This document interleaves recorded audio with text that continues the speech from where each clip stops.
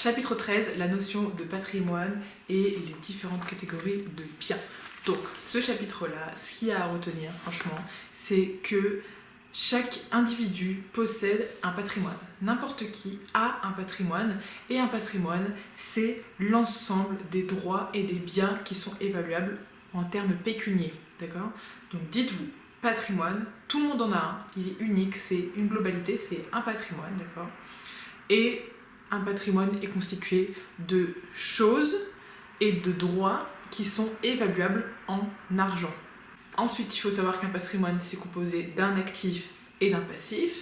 Donc les actifs, ça va être du coup tous les droits, toutes les choses qui sont évaluables en argent, et les passifs, ça va être tout ce qui va être des dettes, d'accord ? Donc un patrimoine, vous voyez ça comme un tout, et donc dans ce tout, il y a et le passif et l'actif, d'accord ? Le patrimoine, c'est pas que l'actif, c'est et le passif et l'actif.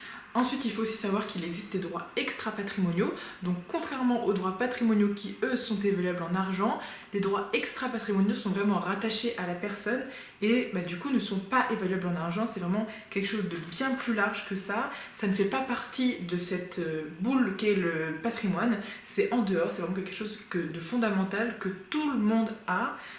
Que tu aies de l'argent ou pas. Donc ça va être en fait les droits extra-patrimoniaux, ça va être le droit au respect de la vie privée, le droit à l'image, le droit de vote, vous voyez, des choses fondamentales qui sont du coup en dehors de tout ce qui est pécunier, c'est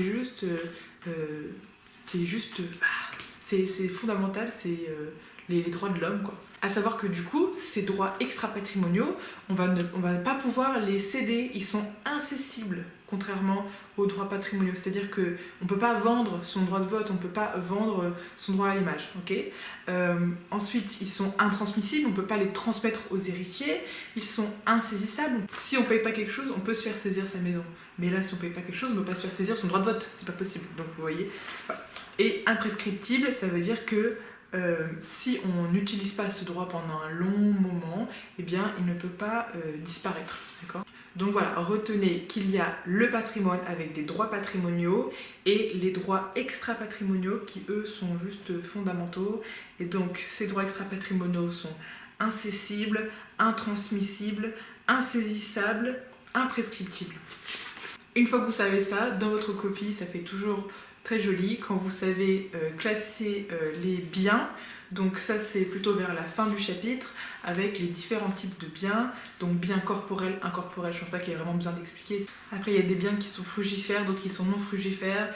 Donc frugifères, ça veut dire qu'ils vont produire un revenu. Pensez à fruits, frugifères, fruits, donc ça produit des revenus.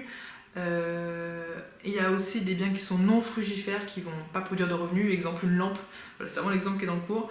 Voilà, donc par exemple une maison qui est louée, c'est un bien frugifère parce qu'elle va permettre de recevoir des loyers. Voilà. Alors qu'une lampe, il faut la louer à la limite, mais ça me semble compliqué. Ensuite, il y a des biens qui sont consomptibles, d'autres qui sont non consomptibles.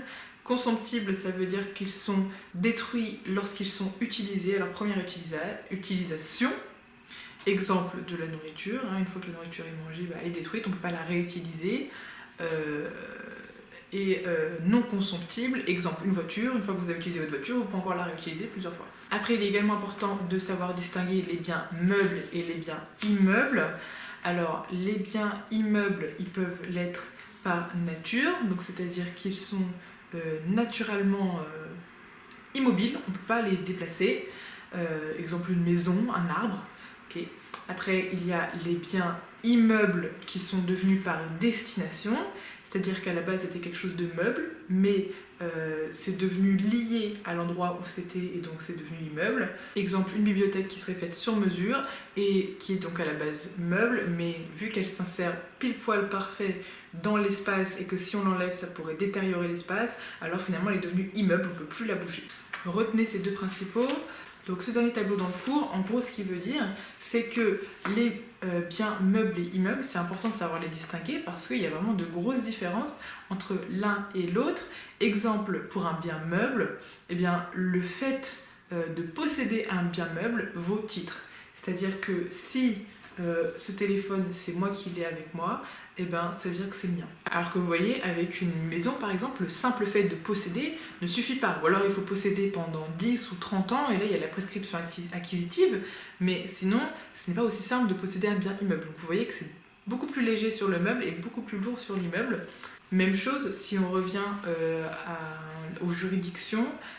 Si jamais il y a un problème avec un bien meuble, on va aller au domicile du défendeur, alors que s'il y a un problème avec un bien immeuble, on va aller au lieu où se trouve l'immeuble. Voilà, des petites nuances.